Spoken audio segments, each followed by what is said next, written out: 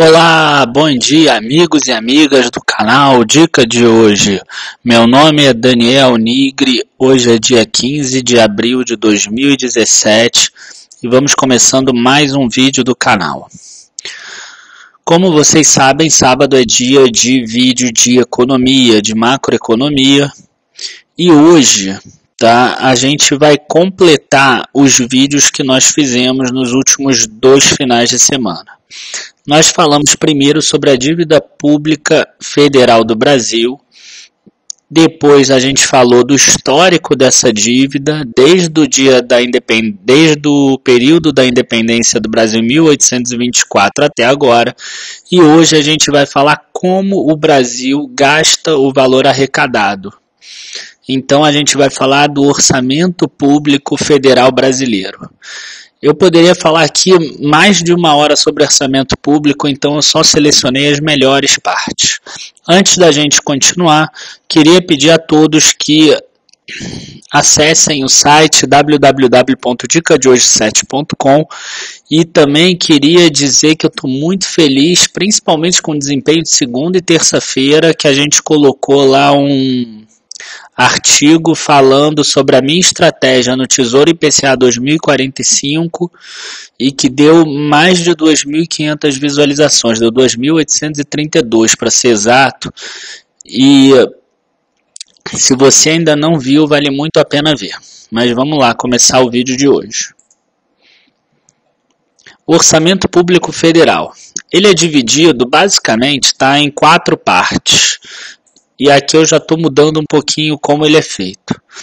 Tem a parte do orçamento fiscal, que significa os gastos que o governo vai fazer e que influenciam na população em si, que não sejam previdência. Tá? Mais ou menos isso. Aí tem o orçamento da Previdência Social, que tem a ver com aposentadoria das pessoas, seguro-desemprego, renda por invalidez, aposentadoria rural, salário maternidade, dentre outros. Tem a parte da dívida pública, e aqui seria só a rolagem da dívida pública, eu até acabei escrevendo na pressa, acabei escrevendo errado. Parte da dívida aqui, juros e amortização, é aqui em cima.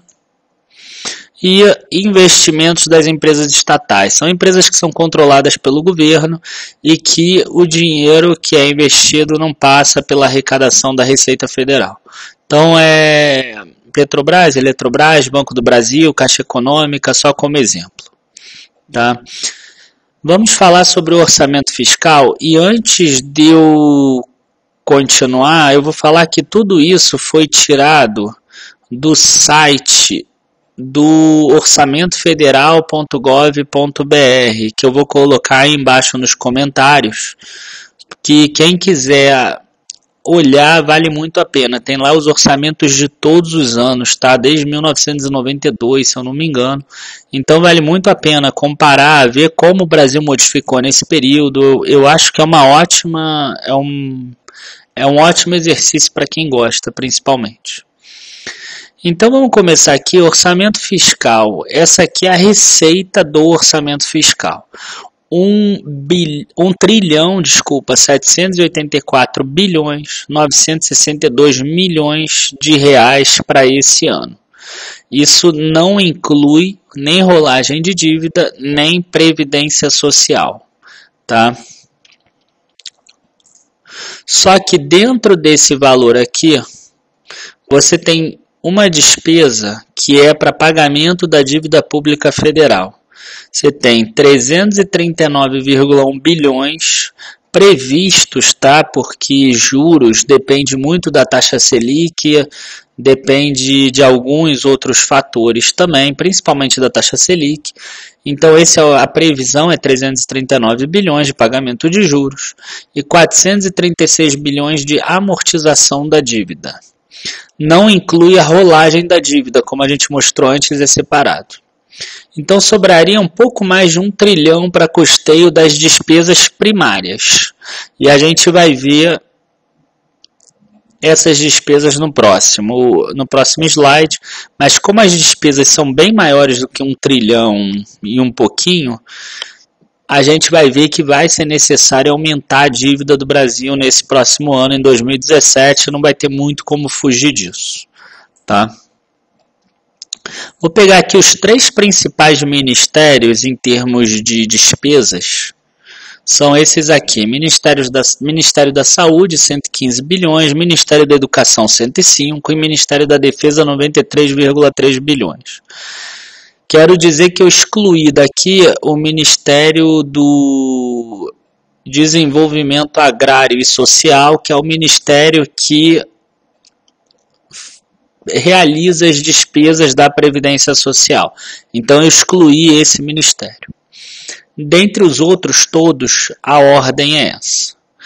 Como vocês podem ver, a gente tem aí um orçamento de 1 trilhão e 700, mais alguma coisa grande da Previdência que a gente ainda vai ver quanto é. E apenas 115 bilhões é gasto no Ministério da Saúde. Vocês vão ver que dá aí uns 4, 5%.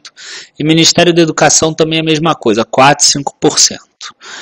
Agora, a primeira coisa que eu quero mostrar em termos de absurdos do Brasil, porque esse vídeo vai ser recheado disso, é isso aqui.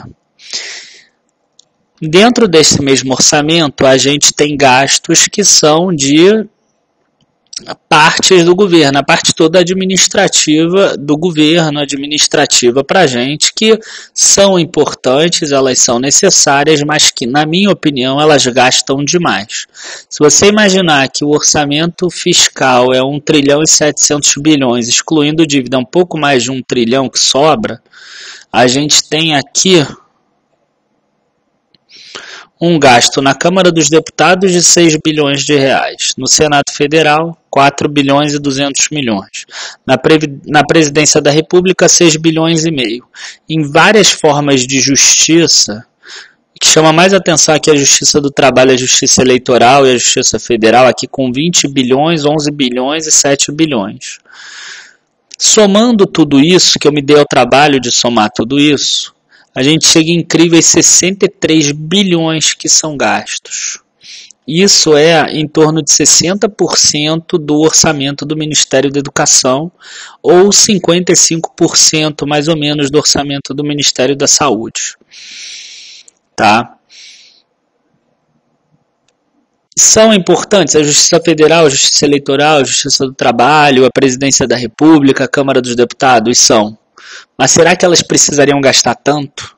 Será que uma empresa grande da Bolsa de Valores gasta de 4 a 6% em despesas administrativas, sendo que dentro desses ministérios também existem parte administrativa em cada um deles? Então, se eu somar um pouquinho de administrativo de cada um deles, dá um valor absurdo, tá?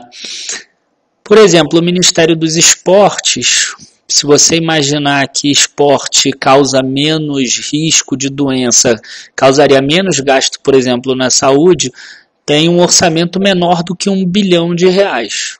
Quer dizer, tem um orçamento de 20, 25% do Senado.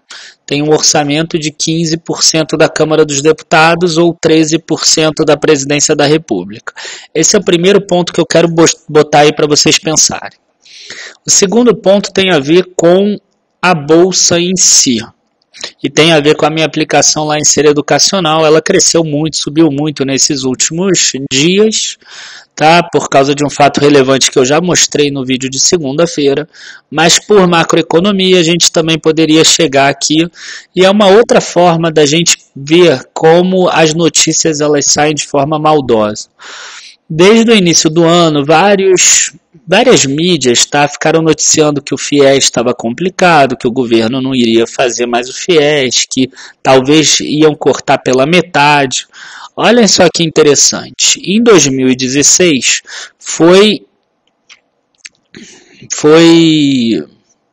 não é disparado, bom, o governo passou para o programa FIES 18,8 bilhões de reais. Desculpa, mas eu esqueci o verbo aqui melhor. E nesse ano agora, ele passou para 19,9 bilhões o gasto com o FIES. Ok? Então quer dizer, eles aumentaram o valor do FIES e todo aquele pânico que instauraram na bolsa. Eu falei para vocês, eu mostrei em um vídeo que eu estava aumentando a posição em C e deu certo, né? Esse pânico todo foi colocado de propósito para a gente entrar nisso. Aí agora eu acabo recebendo várias perguntas, se ainda vale a pena entrar em ser educacional, não sei o que lá. E eu falo, para longo prazo sim. Mas agora o que a gente tem que ver são as empresas que estão no pânico atualmente. Como está no artigo meu agora que eu escrevi na quinta-feira no site, www.dicadehoje7.com. E o setor agora que está mais no pânico é o setor bancário. Tá? Então vale a pena a gente olhar agora o setor bancário, não talvez a ser educacional. Aprendam a investir na hora do pânico. Vocês vão conseguir ganhar um dinheiro maior dessa forma. Agora vamos passar para a Previdência Social.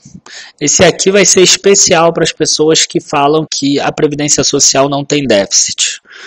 Tá? Porque o governo tem que colocar um valor, faz parte.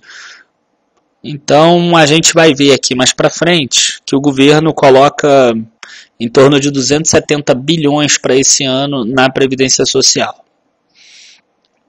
A primeira coisa aqui também, a outra coisa que eu quero mostrar é o seguinte, a Previdência Social, o orçamento dela e ela própria, ela é dividida em duas partes. Ela é dividida no regime geral da Previdência Social, que é a Previdência Social normal, a Previdência Social de quem trabalha na iniciativa privada ou quem é autônomo e desconta para a Previdência, para o INSS.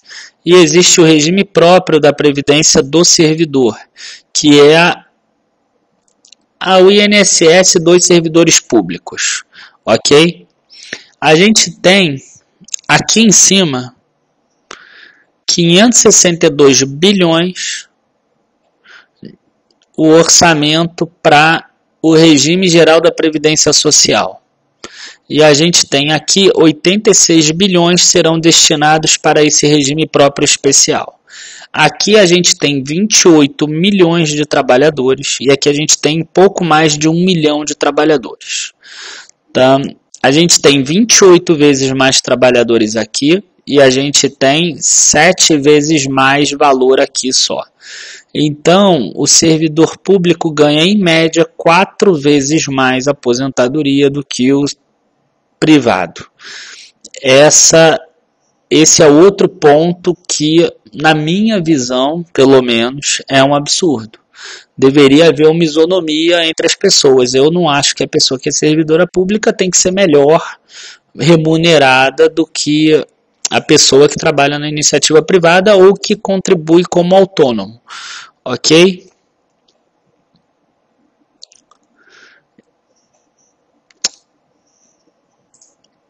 Bom, aqui depois eu ainda vou voltar lá para a parte da Previdência para mostrar aquele outro ponto que eu falei antes. E aqui o orçamento total é o seguinte: o Brasil vai ter uma despesa total fixada, total de tudo, 3 trilhões e 400 bilhões de reais praticamente. Só para vocês terem uma ideia, o PIB de 2016 fechou a valores correntes em 6 trilhões e 300 bilhões. O desse ano está sendo estimado para em torno de 6 trilhões e 600 a 6 trilhões e 700. A gente está falando num gasto acima de 50% do PIB. De que forma? 1,5 trilhão em orçamento fiscal, que são aquelas questões ali que afetam a população, foi o que eu falei no início. É o Ministério da Saúde, é o Ministério da Educação, é o Ministério da Defesa, é o Ministério do Esporte, é os gastos na Câmara dos Deputados, no Senado, eles afetam as pessoas de alguma forma. Aqui, 938 bilhões vão ser gastos na Seguridade Social, que também afetam as pessoas. Aqui no orçamento fiscal, lembrando que existem pagamentos de juros de dívida e amortização de dívida. E aqui é o refinanciamento da dívida, é rolagem da dívida. Ou seja, 946 bilhões de reais da dívida que vencem esse ano, ao invés de serem amortizadas, elas vão ser roladas. Elas vão ser amortizadas e vão ser emitidos títulos novos com o mesmo valor para um prazo mais para frente. Tá? E aqui é a outra coisa que eu cheguei a falar no slide anterior. Do montante fixado no inciso 2, ou seja, na Seguridade Social, a parcela de 269 bilhões 951 milhões 53.680 reais será custeados com recursos do orçamento fiscal. Ok? Então, o governo estará colocando isso na Seguridade Social. Para as pessoas que dizem que não tem déficit e que o governo é que deveria bancar isso. Esse valor é bem maior do que o valor de 2016, que já era bem maior do que o de 2015, que já era bem maior do que o de 2014. Ok? E outra coisa também, não confundam Seguridade Social com aquele número que a gente viu anterior, Previdência Social. Porque a Seguridade Social é mais ampla, tá? Ali a gente só estava vendo a parte da Previdência Social. E aí a gente chega no resultado primário. O resultado primário talvez seja o resultado mais importante que o governo busca. Ele é a diferença entre as receitas fiscais, receitas totais e despesas totais, me excluindo os juros da dívida pública, tá? Então, se a gente tiver uma arrecadação maior do que o gasto, de forma primária, a gente tem superávit primário. Eu não estou incluindo aí juros da dívida. Se a gente tiver uma arrecadação menor do que a despesa, a gente tem um déficit primário, que é o caso do Brasil aí nos últimos 3 anos. A gente tem aqui receita primária, ó. De mais receitas primárias, 1 trilhão e 28, que se aproxima daquele valor que a gente mostrou lá no segundo slide. Contribuições à Previdência Social, 381. E aqui é só Previdência, não é Seguridade Social, por isso que a diferença aqui vai ser diferente daquela do outro slide. A receita advinda da Previdência Social, 381. Benefícios da Previdência, as despesas agora, 562 bilhões de reais. A gente então tem um déficit primário de 139 bilhões, que é essa diferença aqui. O estimado é que para 2019 a gente volte a ter um superávit primário, e é importante a gente ter uma receita primária maior que a despesa primária, porque aí sobra dinheiro para pagar parte dos juros da dívida, e aí a dívida começa a diminuir frente ao PIB. As despesas discricionárias são apenas 16%. As despesas discricionárias são as únicas aqui que não são obrigatórias, tá? E as despesas obrigatórias a gente já tem um fim, elas já são obrigatórias, elas precisam ir. 562 bilhões vão ter que ir para a Previdência Social, 285 bilhões terão que ir para pagar funcionários, pessoal e encargos. 222 bilhões são transferências para os estados, que é imposto que o governo federal arrecada, mas que na verdade é dos estados, porque o Brasil é uma república federativa. Então essa aqui são as despesas que o governo tem como mexer, ele tem como colocar no setor que ele considera mais prioritário para a população. Então vocês vejam que de 3 trilhões e pouco de orçamento total, a gente tem apenas 249 bilhões, ou seja, menos do que 7%, que o governo pode mexer de um lado para o outro, colocando num lugar que é melhor do que o outro, por exemplo. A gente tem um déficit da Previdência aqui em torno de 180 bilhões, que eu falei. E agora a gente passa para outra parte. A gente teve o resultado primário aqui e a gente tem o resultado financeiro aqui, ó, que vai mostrar que é outra anomalia do nosso orçamento e da nossa política e do nosso Brasil, que todo mundo fala que o Brasil é o país dos juros, né? Por causa disso, a gente viu que o orçamento fiscal tem uma receita de 1 trilhão e 400, uma despesa de 1 trilhão e 500, e o financeiro tem uma despesa de 1 trilhão e 800 e uma receita de 1 trilhão e 900. Vejam que a soma dos dois vai ter que dar igual.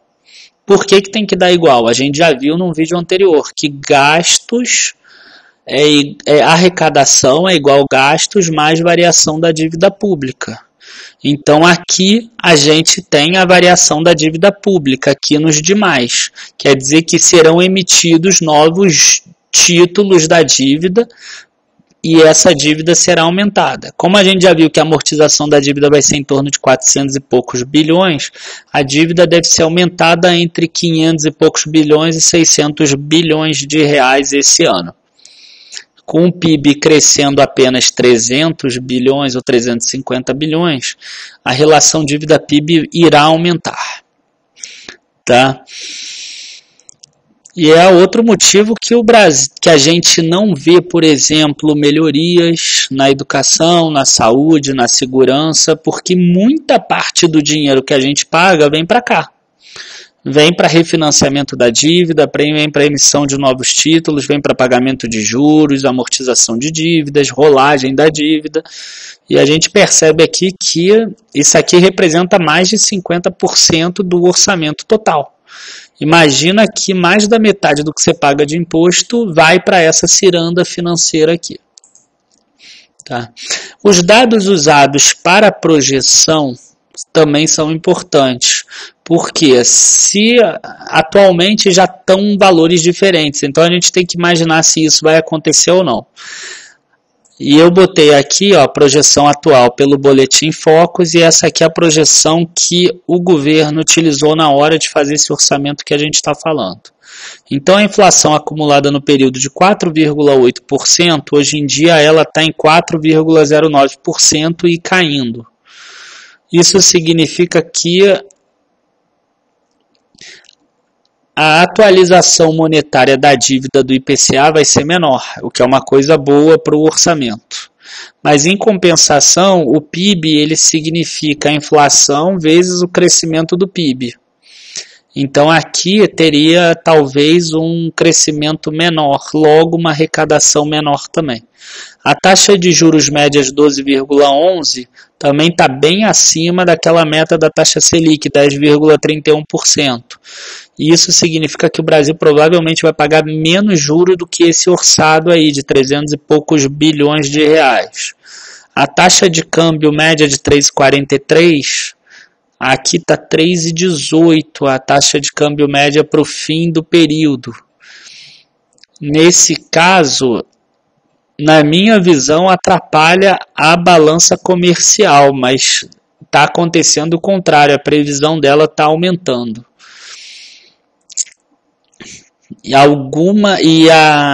As reservas internacionais do Brasil em dólar, quando elas forem trazidas a valor em reais, elas vão valer menos.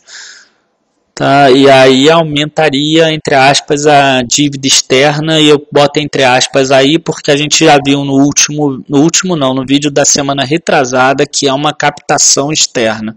A gente tem mais reserva do que dívida externa.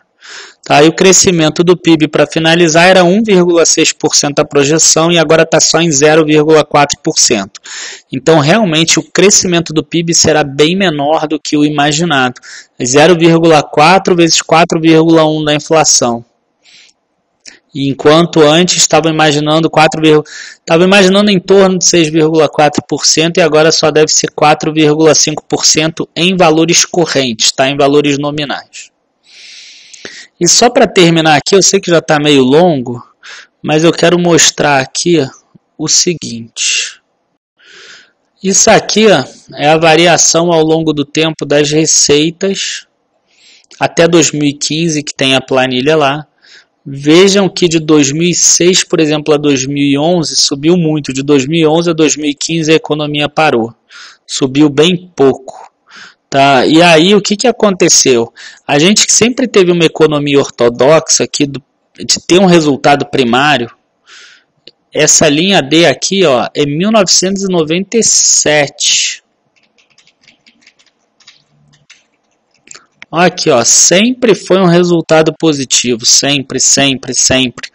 E aqui 2014, 2015, 2016 veio um valor maior, a gente se perdeu aqui, tá? Porque a receita não cresceu tanto como antes e as despesas não foram contidas, tá? E isso se refletiu também na previdência social.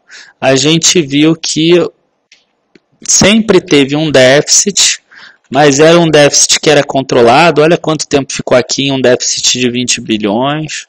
Depois quanto tempo ficou aqui num déficit de 40 bilhões. Aí subiu aqui com a crise, mas aí diminuiu.